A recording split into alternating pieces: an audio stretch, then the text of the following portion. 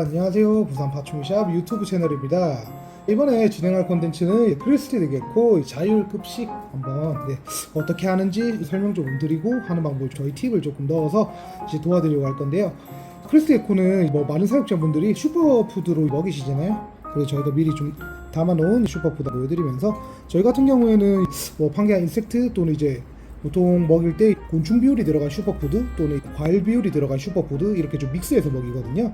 만약 손님들이 애를 데리고 왔을 때 어떤 기호에 맞춰서 슈퍼푸드를 먹일지 모르기 때문에 저희는 항상 좀 섞어서 좀 많은 경우의 수를 열어두고 이렇게 보통 피딩을 하는데, 슈퍼푸드 이제 베이비 사이즈 키우시는 분들은 주사기로 먹이는 거 너무 익숙하실 거예요. 근데 내가 언제 정도 자유를 하고 싶냐 질문을 좀 많이 하시는데, 제가 조금 팁을 드리면, 일단 슈퍼푸드 자율은 내가 하면서 애들한테도 조금 편하게 급여를 하면서, 그 다음에 사육자분들도 주사기를 들고 애들 피딩하는 시간을 조금 줄이면서 애들 관리를 조금 도와줄 수 있는 방법이잖아요.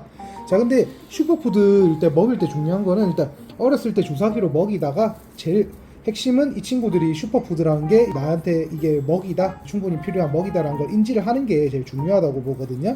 근데 주사기로는 사실 먹이는데 저희가 포스피딩처럼 억지로 입을 벌려서 먹이는 건 아니지만, 보통 입 주변에 묻혀서 향을 인지하게 하고 애들이 핥기 시작할 때 그때 조금 주사기를 짜주면서 애들 급여를 도와주는데, 그리고 한 마리일 때는 사실 다 큰 성체도 주사기로 피딩해도 상관없지만, 아무래도 마리수가 한 마리가 아니라 두 마리 세 마리 넘어가시는 분들은 조금 나의 그 시간에 따라서 자율급식하는 것도 나쁘진 않은 방향이거든요. 물론 이것도 개체 차이는 당연히 존재해요. 예를 들어서 내가 자율을 처음 시도했는데 바로 한다 이러면 너무 일단 복받은 개체고요.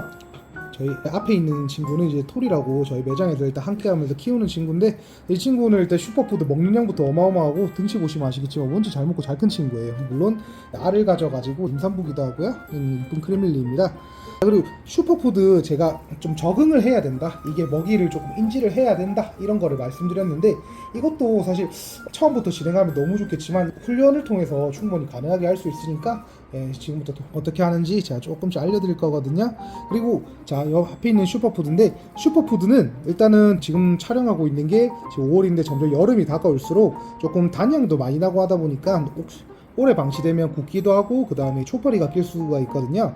그래서 자율 항상 할 때는 추천드리는 거는, 이 친구 습성도 야행성이니까 보통 밤에 자율 이제 피딩한다고 이렇게 슈퍼푸드를 넣어놓고 아침에 있을 때 빼주기, 이것도 좀 중요한 포인트고, 잘 먹는 친구들은 괜찮아요. 그리고 양 같은 경우에는, 저희 같은 경우는 조금 넉넉하게 주는 편이에요. 그냥 좀 배부르게 먹고 조금 남겨라, 그렇게 하는 편이고, 처음에 추천하는 거는, 저는 너무 베이비 때부터는 자율을 추천드리지 않고요. 왜냐면 어렸을 때부터 영양학적 에너지를 많이 먹고 엄청 커야 될 때, 넣자마자 바로 슈퍼푸드 자율을 하고 있는데, 이런 것처럼 혀 날름거리면서 먹는 게 보이시죠?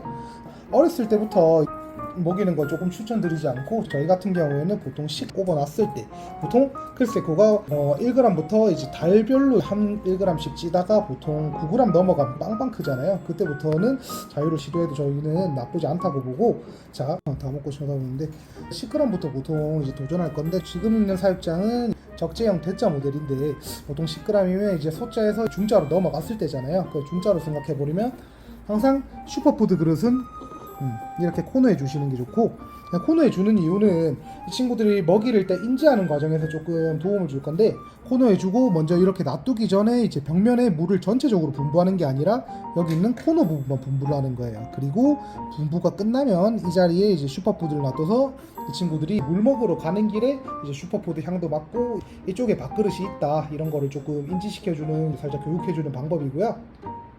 그리고 처음에 단번에 성공하면 너무 좋지만, 그렇다고 많은 애들이 성공하는 건 아니에요. 그래서 보통 그랬을 때 보통 브리더분들이랑 얘기하시면, 그냥 좀 굶기면 좋아요, 이렇게 하는데, 이게 조금 도덕적으로는 그럴 수 있지만 이것도 틀린 방법은 아니거든요. 이 친구들 먹이를 인지시켜주기 위해서 제가 자꾸 강요하는데, 그래서 보통 한번 넣어주고 안 먹으면 다음날 무조건 빼주고, 그렇게 피딩 타임마다 2번에서 3번 정도, 그렇게 하면 보통 일주일에서 한 2주 정도가 되는데, 그 시간이 넘어가잖아요. 그동안 물은 계속 뿌려주지만 만약에 그 기간이 넘어가도 안 먹는다? 그때는 주사기로 일단 피딩을 조금 도와주면서 이 친구들 MBD나 그런 영양학 쪽에서는 손실이 오지 않게 그렇게 조금 도와주는 방법이 좋고요.